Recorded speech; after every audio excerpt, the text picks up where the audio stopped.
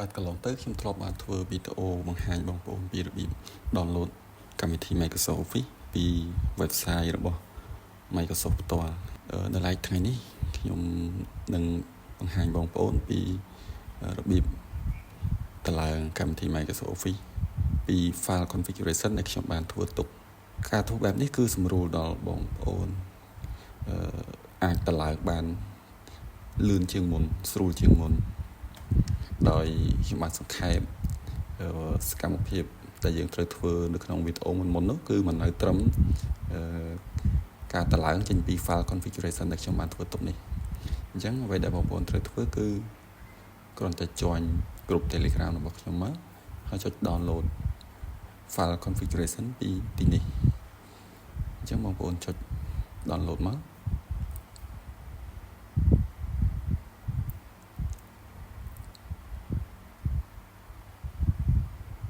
បាទអញ្ចឹងបងប្អូនចុច download កន្លែងនេះមួយទៀតបន្ទាប់ពី download រួចយើងចូលមកកាន់ទីតាំង file ដែលយើងបាន download យើង extract វាចេញមក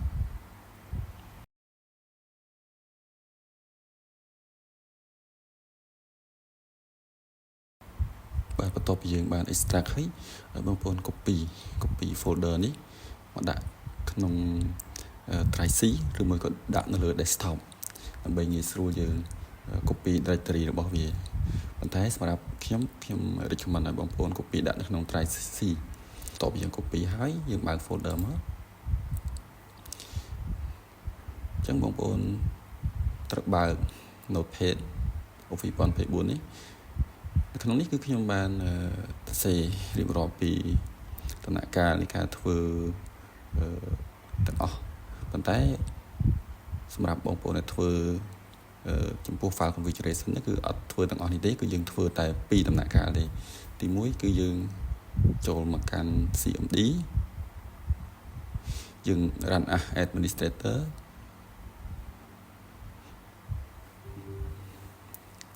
តោះមកយើងវាយ CD ដក clear ហើយយើងចូលមក copy directory របស់ folder នេះមកតោះមកយើង pass hit enter តោះមកទៀតយើងចូលមកកាន់notepad នេះវិញយើង copy ពីត្រឹម setup.exe រហូតមកដល់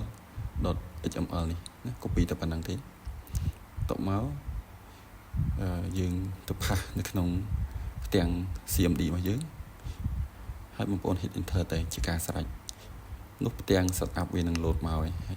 បងប្អូនធ្វើការរងចាំរហូតតតែវាដើរចប់ណាអញ្ចឹងរយៈពេលនៃការ setup នេះគឺលឿនឬយូរអាស្រ័យលើល្បឿនអ៊ីនធឺណិតរបស់បងប្អូនដែរណាបាទហើយចំពោះ file activator ខ្ញុំនឹងដាក់នៅខាងក្រោមបាទអរគុណ